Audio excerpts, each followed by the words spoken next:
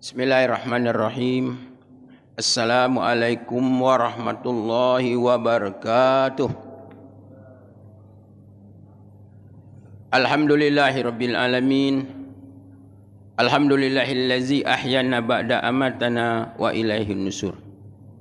Allahumma shalli wa sallim ala Muhammadin sallallahu alaihi wasallam wa ala alihi washabihi ajmain. Amma ba'du. Bapak Ibu jamaah salat subuh rahimakumullah, para shaim rahimakumullah. Di pagi yang sejuk ini marilah kita senantiasa memanjatkan puja dan syukur kita kehadirat Allah Subhanahu wa taala yang telah menghidupkan kita kembali dalam keadaan iman dan Islam, dalam keadaan sehat walafiat, dalam keadaan menjalankan ibadah puasa di bulan suci Ramadan. Dan alhamdulillah, mudah-mudahan Allah Subhanahu wa taala selalu memberikan kita kesehatan, kekuatan, kemampuan untuk melakukan segala aktivitas kita di dalam bulan suci Ramadan sampai berakhirnya bulan suci Ramadan. Amin ya rabbal alamin. Salawat serta salam mudah-mudahan Allah selalu melimpahkannya kepada Rasul pilihan kekasih kita, Nabi kita Muhammadin sallallahu alaihi wasallam. Dan semoga Allah mempertemukan kita dan mendapatkan syafaat dari Rasulullah sallallahu alaihi wasallam di akhirat nanti. Amin ya rabbal alamin. Bapak Ibu rahimakumullah, di dalam kajian tauhid para ulama menjelaskan bahawa ketaatan hanyalah milik Allah dan Rasulnya, dan tidak boleh ketaatan itu kepada selain Allah dan Rasul. Orang yang paling mulia adalah orang tua kita, bapa dan ibu kita. Tetapi ketika dia menyuruh anaknya untuk melakukan hal-hal yang tidak sesuai dengan perintah Allah dan Rasul, maka kita pun wajib untuk tidak taat kepadanya. Sebagaimana firman Allah Subhanahu wa taala, wa in jahadu ala an tusyrika bima laisa laka bi ilmun fala tuti'huma wa sahibhuma fid dunya ma'rufa. Jika dia memaksamu untuk syirik kepadaku, kata Allah, maka janganlah engkau taat kepada keduanya. Wala tuti'huma, jangan kau taat kepada keduanya. Wasahibhuma fid dunya ma'rufa, dan pergaulilah keduanya dengan baik. Jadi ini adalah larangan untuk taat kepada siapapun ketika ketaatan itu bertentangan dengan perintah Allah dan perintah Rasulullah sallallahu alaihi wasallam. Di dalam Al-Quran surat Taubah ayat 30, Allah Subhanahu wa taala menjelaskan di dalam firman-Nya, ittakhazu ahbaru marhubanahum arbaba min dunillah wa Isa bin Maryam wa ma umiru illa liya'budullaha wa ma umiru illa liya'budullaha la ilaha illahu subhanahu wa ta'ala amma yusyrikun. Mereka menjadikan ulama mereka, rahib mereka sebagai Tuhan mereka selain daripada Tuhan Allah Subhanahu wa ta'ala. Ketika Rasulullah SAW membaca ayat ini, maka ada seseorang sahabat Rasulullah yang nama Abu Hatim, yang dulunya dia adalah orang Nasrani, kemudian dia masuk Islam. Mendengar ayat ini dibacakan, maka dia berkata kepada Rasulullah SAW, Inna lasna na'buduhum. Ya Rasulullah, kami sesungguhnya tidak menyembah mereka. Kami tidak menyembah ulama-ulama, rahib-rahib, pendeta-pendeta itu. Kami menyembah Allah Subhanahu wa taala. Kata Rasulullah SAW,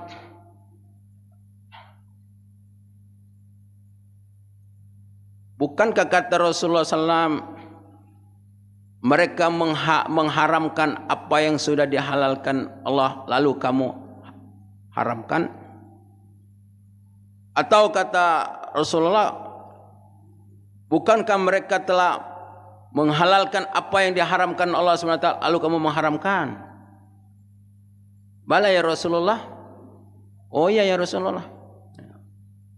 Fadzalika ibadatuhum, maka itulah kata Rasulullah, kamu menyembah mereka, kamu beribadah kepada mereka dengan adanya ketundukan, kamu mengikuti, kamu taat kepada mereka dengan apa yang dilarang oleh Allah Subhanahu wa taala.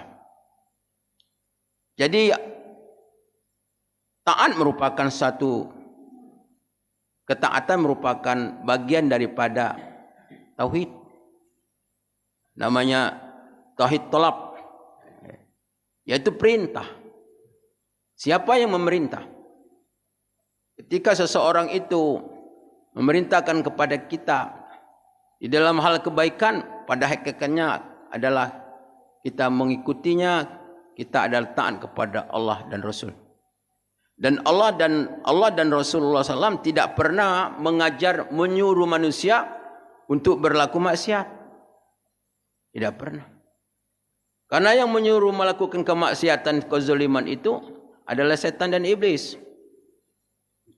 Maka oleh karena itu kita tidak boleh untuk mentaati kepada siapapun, apalagi orang kafir.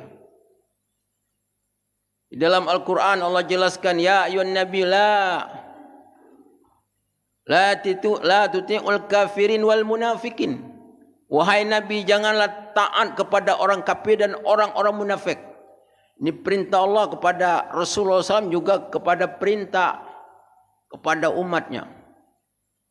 Memang ini adalah melawan arus. Ya, memang hal yang tidak mudah, apalagi orang hidup pada zaman sekarang. Orang-orang kafir untuk berusaha agar orang-orang yang beriman ini taat kepada mereka, peraturan-peraturan. Maka ini adalah merupakan sesuatu yang sangat betul-betul kita untuk berpegang teguh kepada keimanan kita, ketaatan kita hanya kepada Allah Subhanahu wa taala dan kepada Rasulullah SAW. Apalagi kata Rasulullah SAW bahwa agama Islam ini, umat Rasulullah SAW ini, yang merusaknya bukan orang-orang kafir, tapi adalah ulama-ulama yang tergelincir yang akan merusak. Maka oleh karena itu kita tidak boleh taat kepada para ulama-ulama atau petua-petua mereka yang bertentangan dengan Al-Quran dan hadis dan pemahaman para sahabat dan para salafus soleh. Karena ini adalah merupakan suatu bentuk syirik, kesyirikan kepada Allah Subhanahu wa taala. Apakah itu taat kepada para ulama, ulama yang menyimpang, atau di mana saja di dunia ini kepada penguasa yang menyuruh untuk melakukan hal-hal yang berlawanan dengan perintah Allah, perintah Rasulullah SAW, karena akibatnya akan mendatangkan dampak yang sangat besar. Sebagaimana firman Allah Subhanahu wa taala, "Falyahzaril ladzina yukhalifuna an amri an tusibum fitnah aw yusibum min azabin alim." Maka berhati-hatilah kamu orang-orang yang menyalahi perintah Rasul sallallahu alaihi wasallam akan mendapatkan musibah atau mendapatkan azab yang sangat pedih di akhirat nanti. Jadi ketika kehidupan itu sudah tidak lagi mengikuti sunnahnya Rasulullah SAW, maka konsekuensinya pertama kata Allah Subhanahu Wa Taala akan datang fitnah. Fitnah yang pertama ya fitnah syirik. Ya.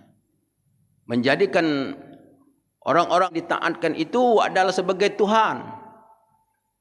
Karena ketaatan itu merupakan salah satu ibadah. Ini fitnah yang sangat besar ataupun bala dan musibah. Kalau Allah Subhanahu Wa Taala memang masih cinta, masih sayang, maka Allah berikan peringatan. Dan kalau kita lihat di negara kita tiada hari tanpa bala dan musibah. Mungkin Allah masih sayang dengan kita, masih diberikan peringatan oleh Allah Subhanahu Wa Taala. Autusibun azabun alim, atau di akhirat nanti akan mendapatkan siksaan Allah Subhanahu Wa Taala yang sangat pedih.